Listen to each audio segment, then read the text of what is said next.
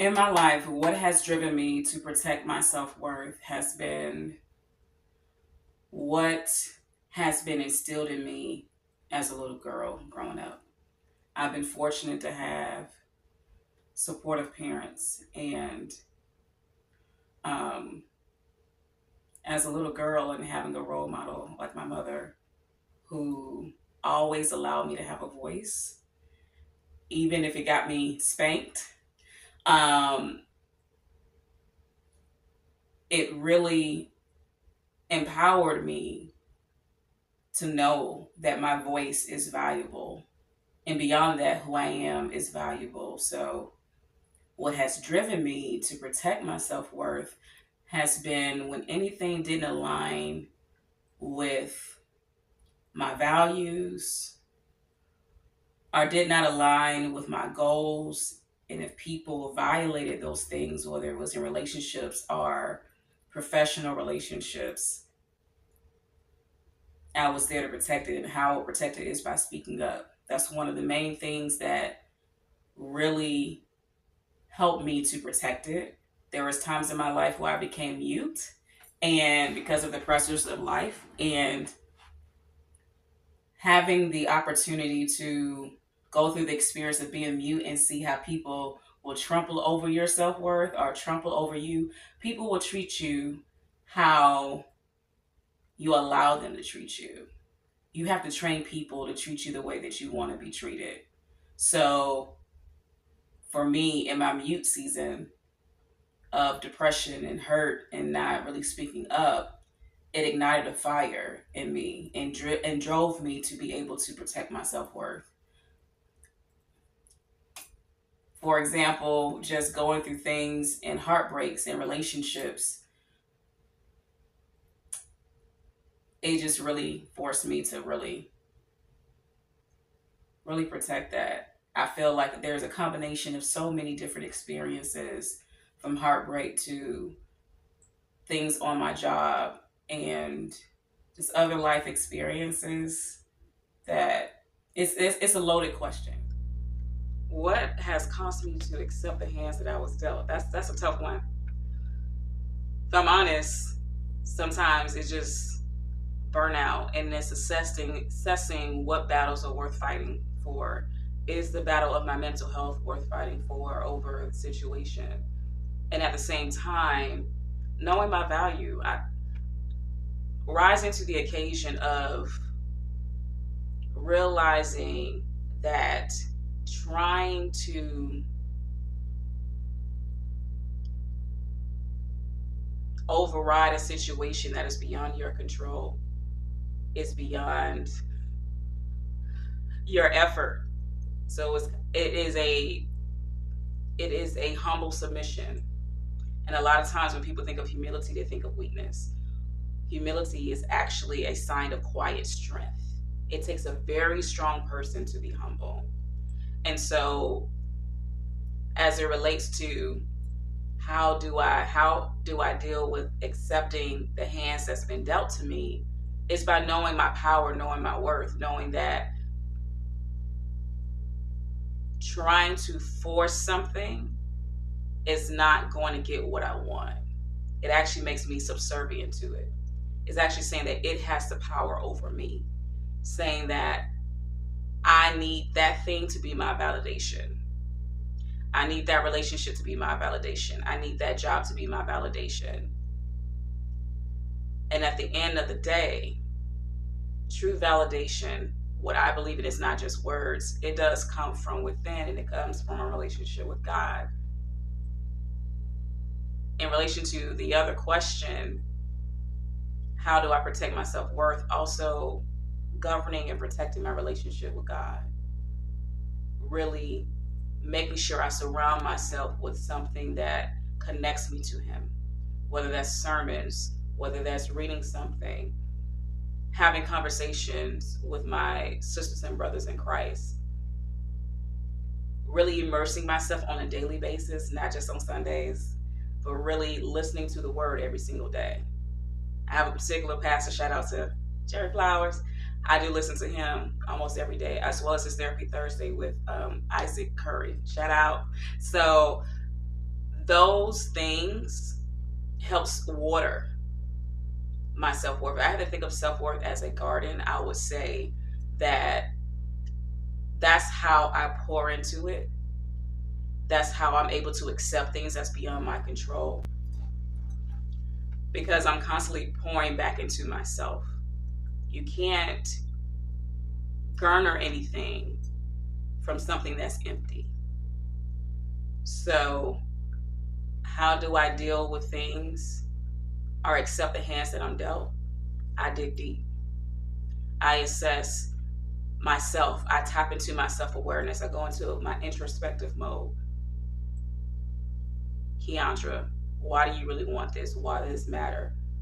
Would anything really change? Would this apology really be enough? In reality, it won't be. Will trying to get a get back, will that be enough? It won't be, because the damage has been done. And all I can do is just gracefully grieve. Allow myself and give myself permission to grieve. Whether that's having a crying spell while driving, if something triggers that emotion, allowing myself not to feel that when I'm crying and grieving that I'm pathetic, but being kind to myself and reminding myself that I am human. And this is a part of crying, is a part of cleansing. Crying is a part of cleansing your soul from the toxic emotions and things that has impacted you tremendously. It is a cleansing. And that's how I look at crying and grieving and tears, is helping you process and move forward. So really being kind to myself has helped me to accept the hands that I've been dealt and seek God to see what is the revelation, even if it's not the full revelation in this moment.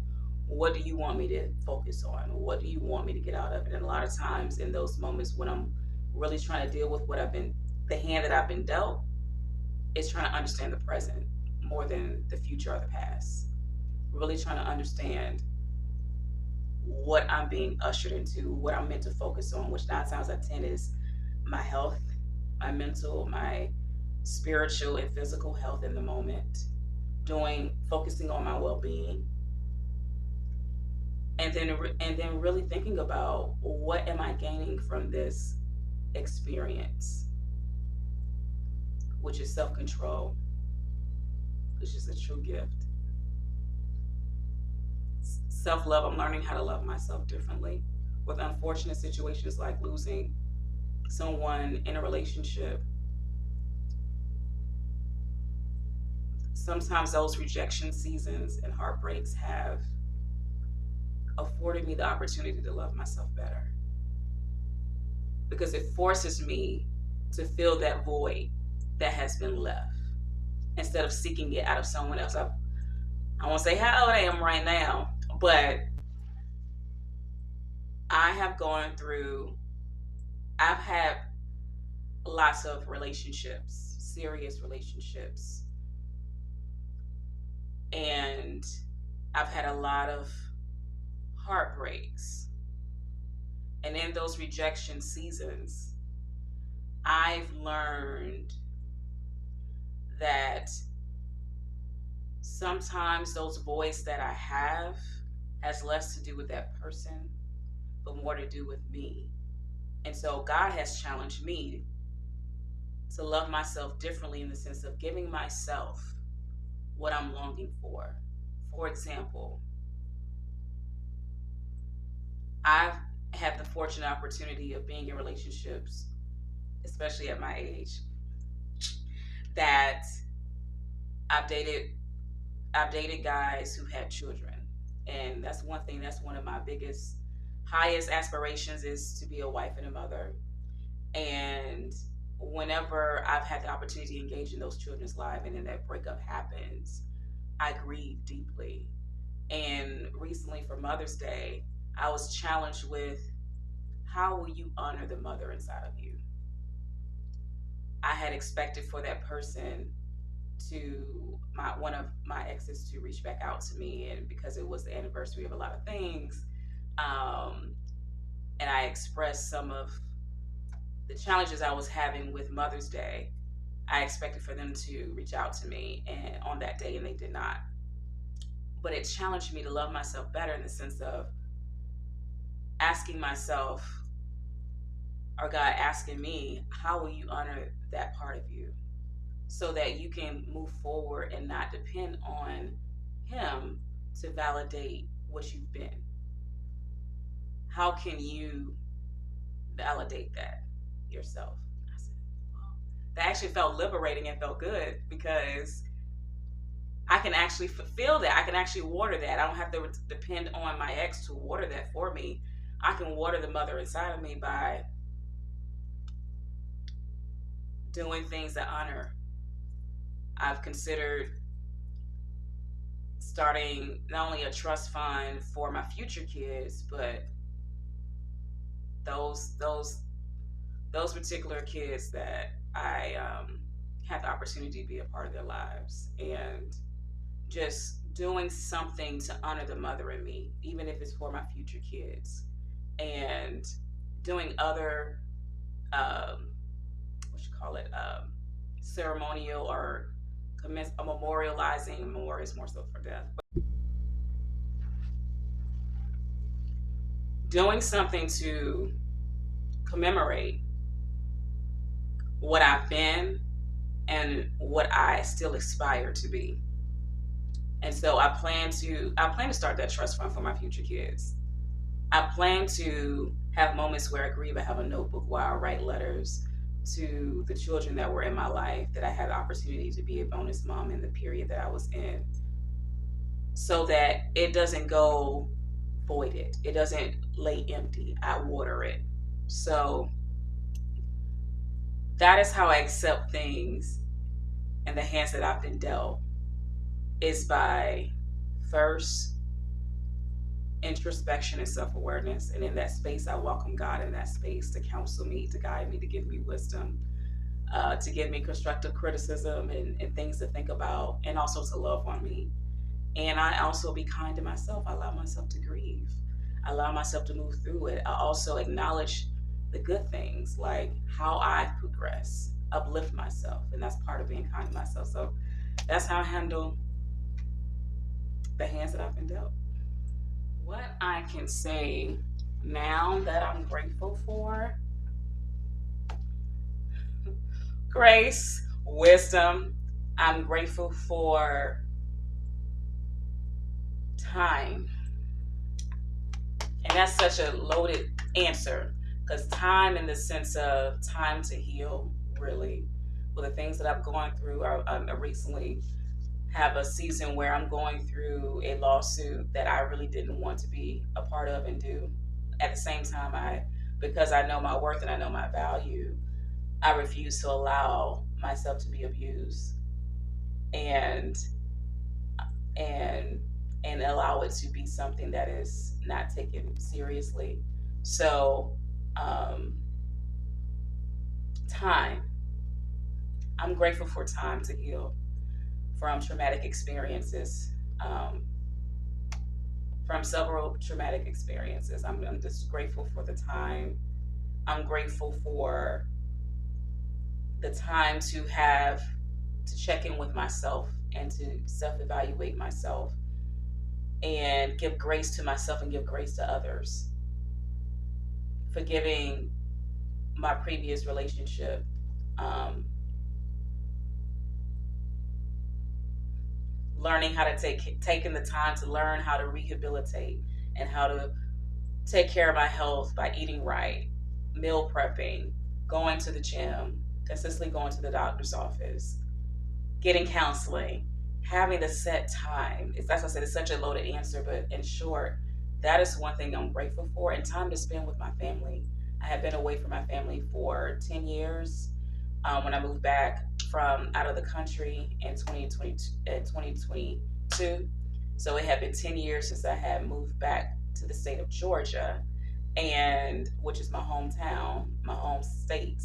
And it afforded me the opportunity to really reconnect with my family, which is who I need very much in my season of singleness.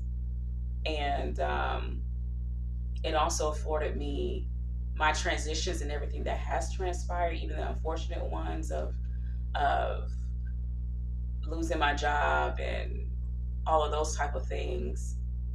it still afforded me another opportunity and time to focus on other things, such as my health, such as my relationships with my family and those are close to me, my loved ones.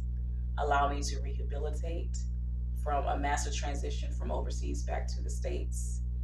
It allowed me to focus on my health and making it a priority of my life. That is no longer, my health is no longer on the back burner, like get to it when I get to it. No, it is gym first. It is, stretching first, making sure that I'm prioritizing my health around everything else around my health, from how I eat, what I eat, all of those good things. So I would say time and the blessing of time is one thing that I'm grateful for. That is a loaded question. So I will name a joy because I feel like that needs to be a part of a continued conversation about the joys because I feel like there's more than one. So I'll revisit that more than once. But for this moment, I'll choose one, which is one of the joys that I've found in singlehood that I haven't been able to find anywhere else is the opportunity to get to know who I am and not have to worry about competing priorities of being a wife and a mother, that I will feel torn in the sense of, in the sense of making sure I'm showing up in those roles, in those spaces, that I forsake who I am and what I need. I've seen it in a lot of relationships from my friends, from family, that has been it, and it's a badge of honor to forsake yourself. And what I've learned that being in my singlehood, has afforded me the unapologetic space to focus on myself in a healthy way, not in a selfish way.